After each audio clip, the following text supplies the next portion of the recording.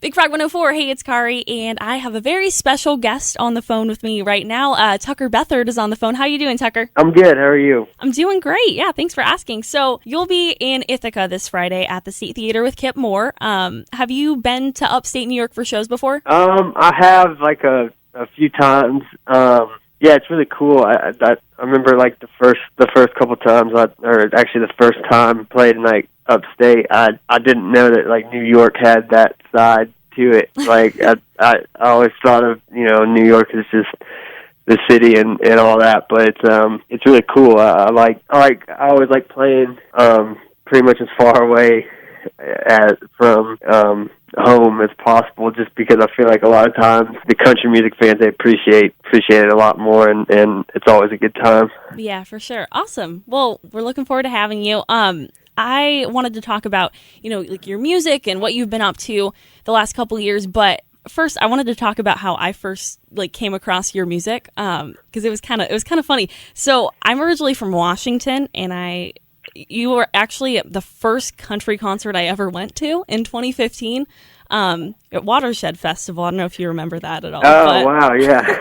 Yeah, I was with my parents, and we walked in. We saw you really early on Friday on the very first day of the festival. Loved your set.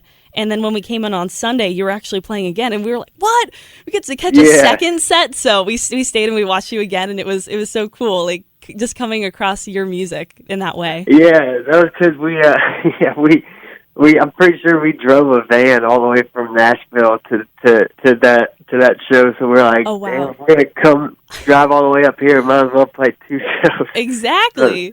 Yeah. That's so cool. Well, obviously, so that was 2015 in Washington, and a lot has changed since then. You had Rock On, your first single. It was up to number 2 in the country, which is crazy. What was it like having that open arms welcome with that song? It was cool. I mean, it was really exciting to kind of get to that level. I mean, you work really hard and write a bunch and tour and stuff, and to see kind of one of your songs get on that platform, it's a big kind of milestone and payoff. It's kind of what you do it for, and it was just really exciting and really fun to see. I mean, it's just because radio is such a big promotion and platform that to see one of your songs get that kind of exposure, it's really exciting.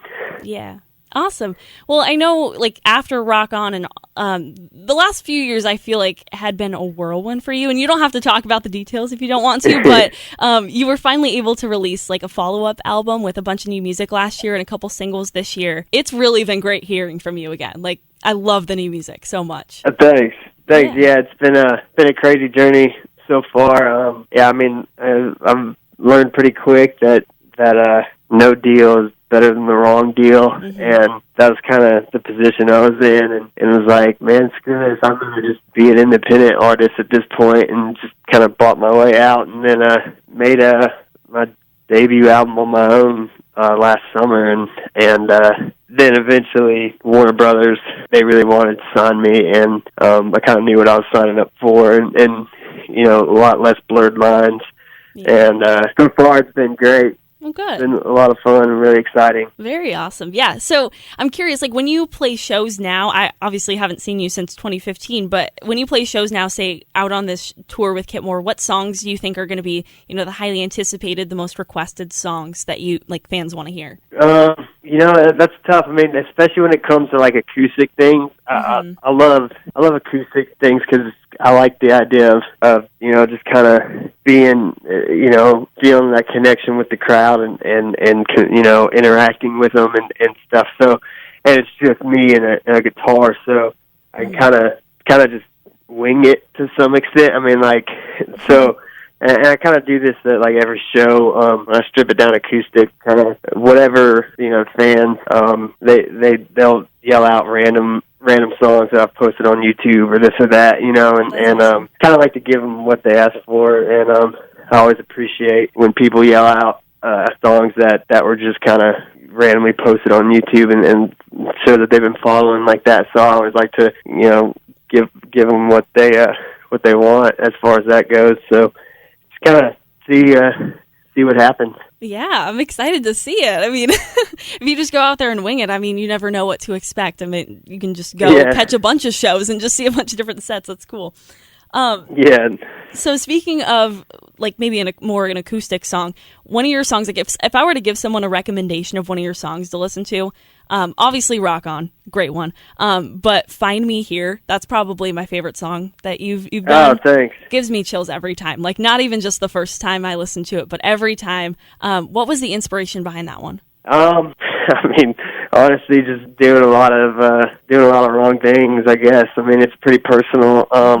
And just started kind of self-reflecting on kind of where I was. I mean, I was like 19 when I jumped into the business, and it's really easy to kind of get caught up in all like the sex, drugs, and rock and roll thing. And then I found out pretty quick that it just kind of leaves you more empty at the end of the day. So it was kind of and songwriting for me has always been my therapy, my outlet. And that's just kind of the time and place I was in my life, and kind of channeled it all in that song. And for me personally, it's probably my, if not my favorite, one of my favorite written songs that I have. So I'm glad that a song that personal can also relate to like other people. It's really cool. Yeah, for sure. Awesome. Well, I don't want to take up too much of your time, but I have a couple fun fall questions because upstate New York is like all about fall. I've realized since I moved here, and we're like in the peak of fall. So is that okay with you? We'll ask some more questions. Totally. Okay. So are you more of a pumpkin spice or an apple cider kind of guy? I like pumpkin like muffins, Okay. But yeah. I'm not a big pumpkin fan, to be honest. Yeah. So I'll probably go with apple cider. Solid. Okay, I'm with you. What is your favorite Halloween costume you had as a kid?